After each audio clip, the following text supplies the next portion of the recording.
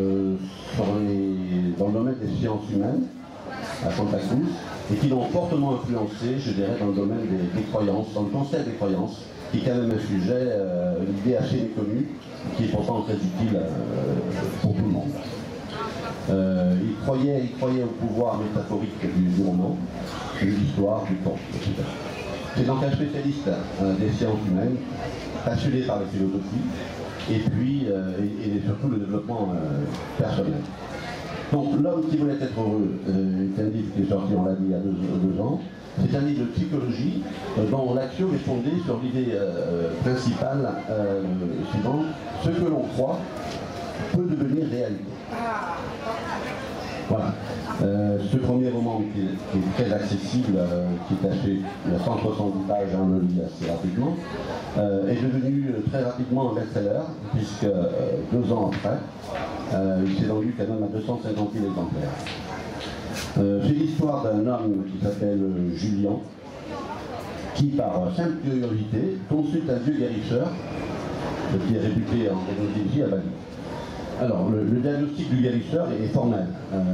Vous êtes en parfaite santé, monsieur, mais le gros problème est que vous n'êtes pas heureux.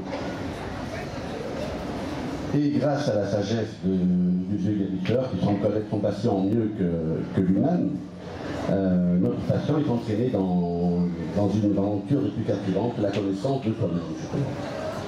Il va subir donc des expériences, des tests, qui vont bouleverser sa vie, jusqu'à transformer ses rêves en réalité. Alors, on ne va pas rentrer trop dans le détail, mais je vais quand même vous parler d'une expérience scientifique qui est évoquée dans ce livre. C'est celle du jugement des enseignants, qui est effectué par des chercheurs scientifiques d'université. Ainsi, ces chercheurs ont constitué un groupe d'élèves du même âge, du même résultat QI, quotient intellectuel, donc censé être d'un même niveau d'intelligence.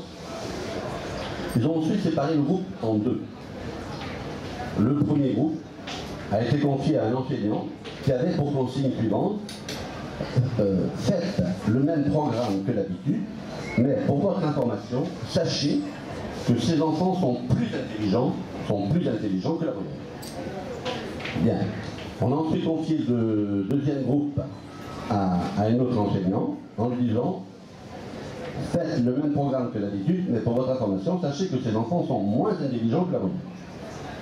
Donc une année de cours se passe, et à l'issue de cette année, les chercheurs refont passer le test du QI à tous ces élèves, et le bilan que ceux du premier groupe, censés être plus intelligents, ont en moyenne maintenant un QI nettement supérieur à celui des enfants du second groupe. Alors, bien sûr, on pourrait dire en conclusion qu'il suffirait d'amener quelqu'un, un professeur ou quelqu'un d'autre, à croire que ces élèves sont intelligents pour qu'ils les rendent intelligents, et à contrario, s'il est convaincu qu'ils sont bêtes, à les rendre stupides. Et tout le livre donc, donne des explications rationnelles que ce que l'on croit peut devenir réalité. Donc c'est basé sur cette idée. J'en dirai pas plus, donc je pense que ça vaut vraiment la peine de le lire. Le deuxième, je ne l'ai pas terminé, mais je l'ai quand même bien commencé.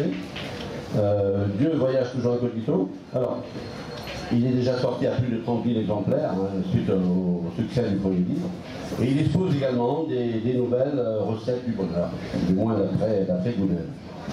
Le héros s'appelle Alan, lui aussi c'est quelqu'un aux prises avec ses peurs, et c'est quelqu'un de phobique. C'est l'histoire, juste l'histoire, le résumé de l'histoire, c'est un homme qui sauve la vie de quelqu'un, mais en échange, il souhaite que ce dernier fasse tout ce qui lui sera demandé uniquement pour son bien. La personne l'accepte et dos au mur et se trouve embarqué dans une incroyable situation où tout semble lui échapper. En fait, ce que je retiens de Gounel, c'est qu'il a parfaitement compris une chose, c'est que notre siècle, le XXIe siècle, raffole un petit peu de conseils de psychologie et de pensée positive. Exactement. Pour lui, la plupart de nos peurs ne sont que des phobies. Ce sont des croyances de notre esprit. Il faut les affronter car la réalité est souvent tout autre. Voilà. Donc le problème de la psychologie est que pendant des années durant, on conserve On conserve nos problèmes et on passe notre vie, je dirais, dans une bulle en introspection. Voilà, donc Gounel, pour lui, la vie, c'est être présent avec les autres. Voilà.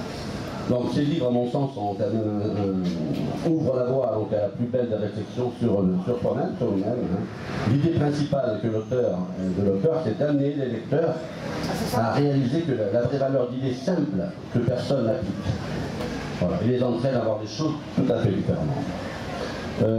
Pour terminer, il faut savoir que les Américains, les scientifiques américains ayant constaté que la théorie de l'amour faisait régresser les cellules cancéreuses, Laurent Gounel s'interroge donc sur la part psychologique liée à une maladie. Alors, pour lui, donc, la prise en compte de la psychologie donc, joue sans doute un rôle principal dans la voie de la guérison. Voilà, et pour terminer, je dirais toutefois que Gounel ne se sentait pas le messager de bonheur, comme aurait pu l'être Paulo Coelho dans l'alchimiste. Voilà. Merci. Alors, Laurent Gounel.